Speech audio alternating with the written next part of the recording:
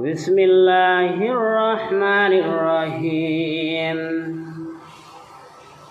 ইয়া আইয়ুহাল্লাযীনা আমানু লা তাকুলু রাইনা ওয়া কুলু যুরুনা ওয়াসমাউ ওয়ালিল কাফিরিনা আযাবুন আলীম। হে মুমিনগণ, তোমরা রাইনা বলো না, বরং অর্জুন না বলো, অর্থাৎ আমাদের প্রতি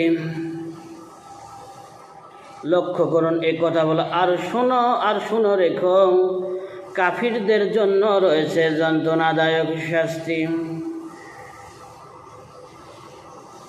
এই আয়াতের ঐতিহাসিক প্রেক্ষাপট